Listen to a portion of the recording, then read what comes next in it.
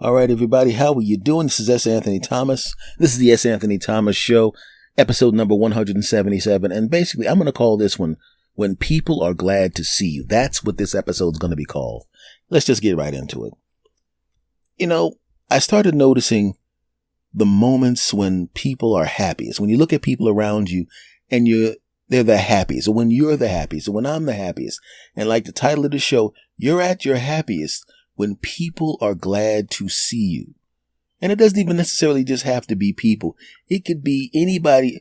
I'll put it to you this way. Say for the sake of argument, you come home. You had a hard day's work. Your boss was a piece of crap and treated you like crap.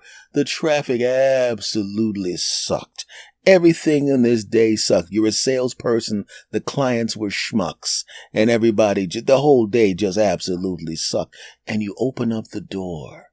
And your spouse runs up to you and hugs you, wraps himself around you and kisses you, slobs you down real good. All of a sudden, all the stuff that happened during that day kind of gets washed away. Why? Because the person, the adult, the human being you love the most in the world wrapped himself around you and slobbed you down. They're glad to see you. They're happy to see you. And that alone, in many cases, can make everything that happened before that moment just get washed away. Right? Say you have kids, right? And you walk in a house and say your spouse is a little busy. They don't come to slob you down. They're doing something. They're in the bathroom, whatever. But the kids notice you and the kids run up to you. Mommy, or daddy. They jump on you. They hug you. They kiss you in the head. They're trying to tell you about their day. They're telling you you're the greatest mom or dad in the world. They're all up on you. They're hugging you. They're telling you. They're showing you stuff that they drew at school. All of that kind of crap. And you see those little angels. They look kind of like you. They look kind of like your spouse. They look like the best of your spouse and the best of you, and also the unique thing that makes them the human being that they are. You see these wonderful combination of things and you know they're yours and you're happy. You're home with people who love you and you love them. They're your children. You love them. And all the stuff that happened before, this gets washed away. It gets washed away. Say you don't have a spouse, you don't have kids, and you have a dog that you love. This is the thing you love the most in the world because, like I said, you don't have a spouse or kids yet, and you walk in the house, the dog jumps up on you, the dog's excited and all of that kind of crap. You hug the dog, you play with the dog, you go in the backyard, you throw the tennis ball around a little bit or whatever, you walk the dog's looking at you, you're looking at the dog, and it's just, and everything that happens during the course of the day is washed away because of the dog. You love the dog. The dog is glad to see you. The kids are glad to see you. Your spouse is glad to see you. Maybe you go to a bar and your homies are there. You walk in a bar and everybody, oh, what's going on, man? And they all high five you. They bro hug you up. They talk some crap. They roast you like your best friends do. And all of a sudden you're laughing, you're joking, you're having a couple of beers, or if you're the designated driver, you're having a couple of sodas and your friends are laughing at you because you can't have any beer. You know what I'm saying? But you're having a great time. It's fantastic. Your friends, you love your buddies, your homies, your homegirls. You love them. And they help all of the stuff that happened before get washed away. Why? They're glad to see you. I think our best moments in life are when people are glad to see you. Think about it. You ever go to, of course you go into a store where you spend a lot of money. I mean a lot of money. I mean a lot of money for whatever that store. If it's the corner store, you live in a major city and there's a corner store or a mom and pop store, and a lot of money to that store is you spending 15, 20 bucks, right? Maybe the average purchase in that store is $3, but you're one of the people that is one of the more of a major purchaser from that store. You spend 15, 20 bucks, maybe spend $30 a couple times a week. And every time they see you, bing, bing, bing, they think of the $30 that you're going to spend. You're a big spender to that store. And that's the case. And because that's the case, they're happy to see it. You walk in, they know your name. They don't know the other people's names, but they know your name, right? They're glad to see you.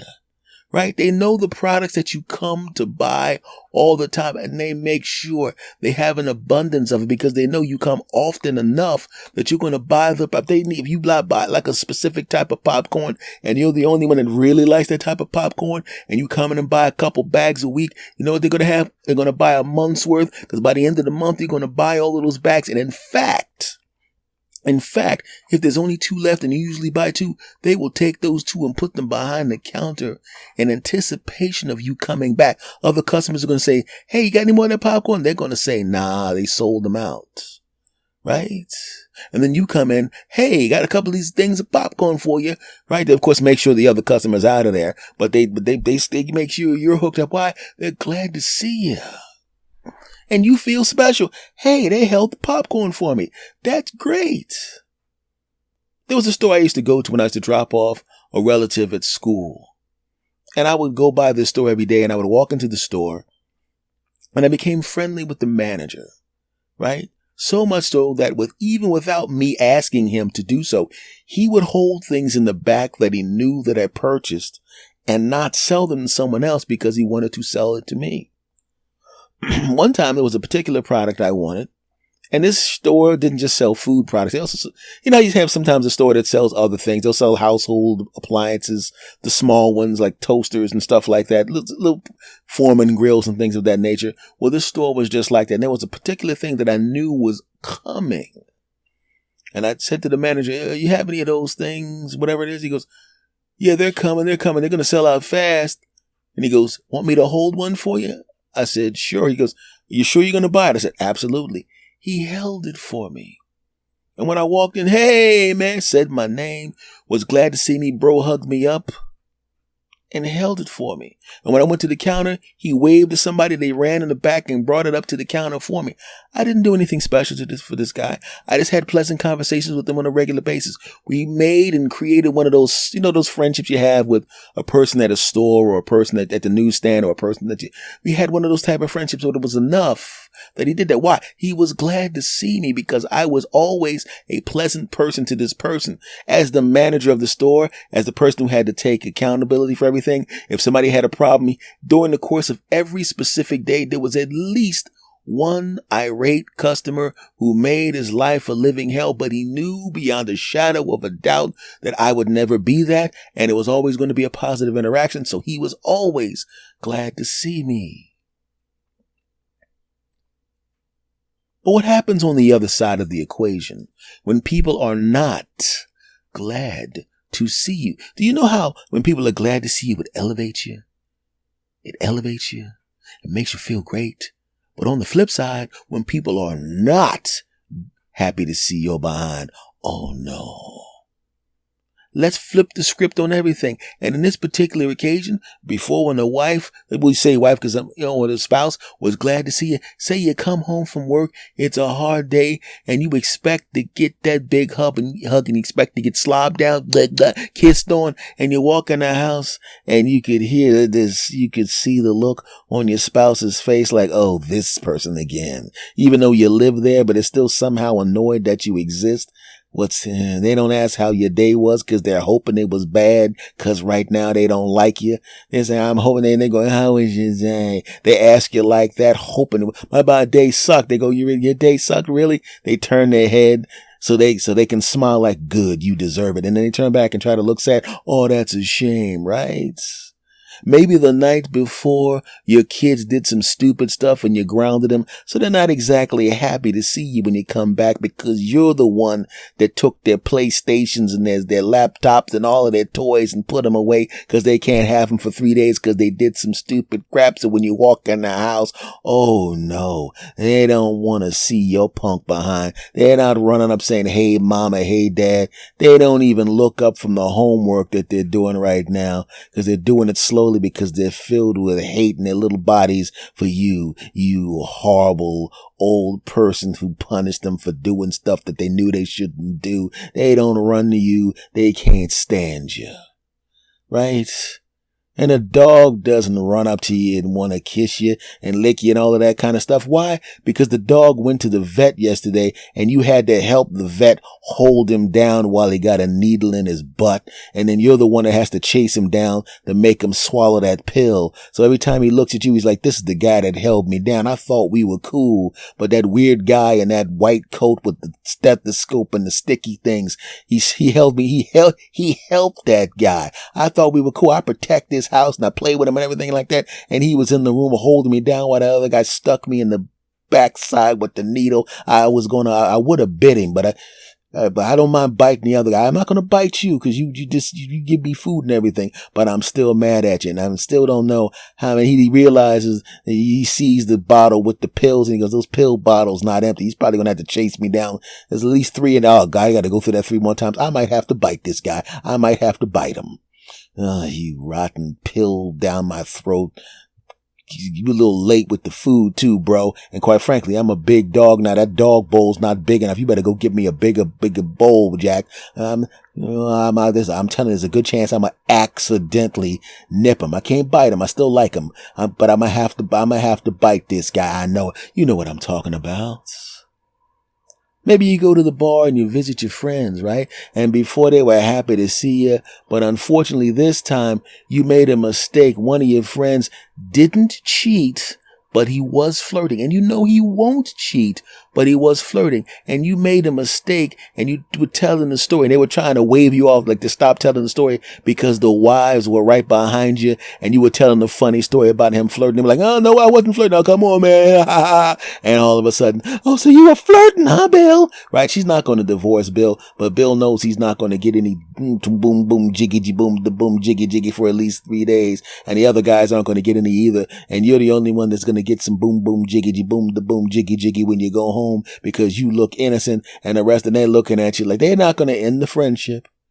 It's not a friendship ending type thing, but you did keep them. None of them got boom, jiggy. And as it turns out, it wasn't even 3 days because the wives kept talking back and forth and getting angrier. So they went 8 days without boom, jiggy, boom, the boom, jiggy because you don't know how to take signals. You don't know how to shut up. So they were not happy to see you.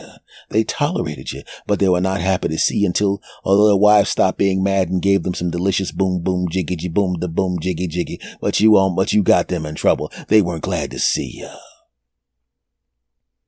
It's important to be around people that are glad to see you. Right? So let's flip the script again. You talked about what it's like when people are glad to see you. You talked about what it was like when people are not glad to see you. But let's think about it. There's another side to it too. The way you treat people when you're glad to see them. You can bring the energy too, where you can make the other person feel good by being glad to see them. Have you ever walked into some place you were overflowing with positive energy? I've told this story before. I'm in a store and the lady behind the cash register was the manager, and nobody knew she was the manager. And everybody was giving her a hard time because, as it turns out, a lot of her staff had called out. So she was working with less than a skeleton crew. She had to run. That's my phone. Don't worry about it. She had to run the store. She had a couple. I mean, she was going in the back, and the person with the big truck unloading stuff, she had to help unload. She had to run the cash register. The people in line were giving her a hard time. All the few staff that was there, it was a couple of new people. So she was just getting crushed by the circumstance. This is a long time ago. I don't know what I said. I don't remember what I said to her. But I was the last person in line and she was finally going to get a break. Finally going to get a break.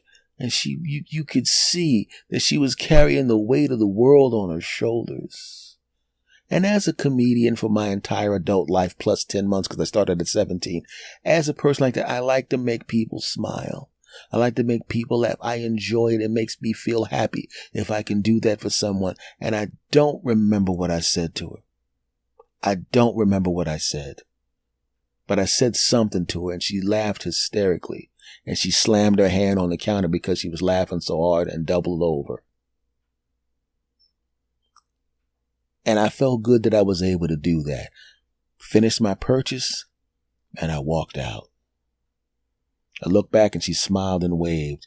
And I could tell she was finally, now that the rush was over, finally going to get a break, a breather that she needed.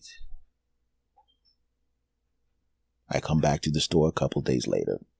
Everything's pretty much back to normal. She has staff. I don't know if it was the same staff had come back or, because it's been a couple of weeks, a few weeks, I should say, maybe 2 or 3 weeks. I don't know if she has new people. Whatever it is, she seems to be in jolly spirits and she's staffed correctly. As it turns out, I'm buying a product.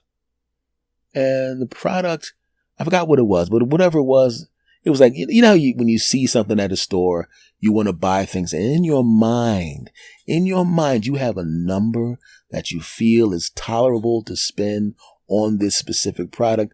And there's a number where if it reaches this number, you're just not going to buy it. Right. And it's funny how that is, how something could be $15 and you know what? I'm going to buy it. But for some reason, if it's $17, you're like, no, heck no. You act like those $2 are the difference between life and death. That's $15. Sure, I'll buy it. I'll be happy to buy this product. Yuck, yuck, yuck. No, I'm sorry. It's $17. Hell no. And I'm disgusted that you would try to sell it to me for $2 whole more. You know what I'm saying? So whatever the number was, I know it was right at that number. Right a shade below the hell no number.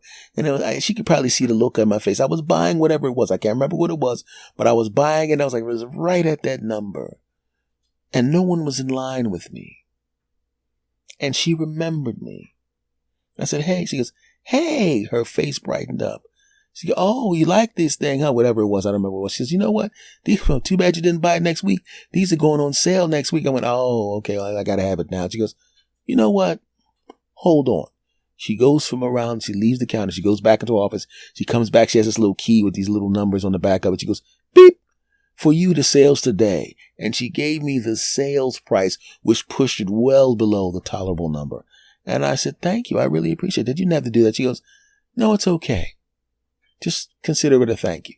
I really needed that laugh a few weeks ago. I said, oh, I appreciate that. I said, I could tell you some more jokes because I'll start shopping here all the time. And then she laughed at that. She didn't have to do that.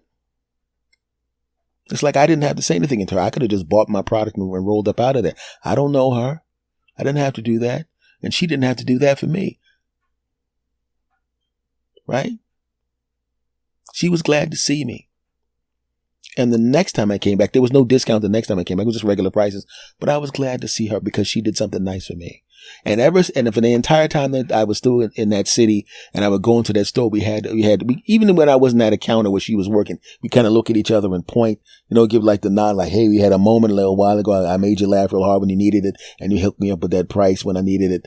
And we kind of like had, a lot of times we didn't even actually interact with each other. We didn't even talk to each other, but we just kind of saw each other and she'd be stocking something in the back and I'd kind of give each other that point and we'd chuckle. We didn't really have conversations. Our conversations were like a nod and a point. But every time we saw each other, we were glad to see each other. I could be having a bad day and I would see her, whose name I didn't even know, but I'd point and she'd point, haha, and it would brighten up our day. And we didn't even talk to each other like that. That's the power of being glad to see someone. That's the power of someone being glad to see you.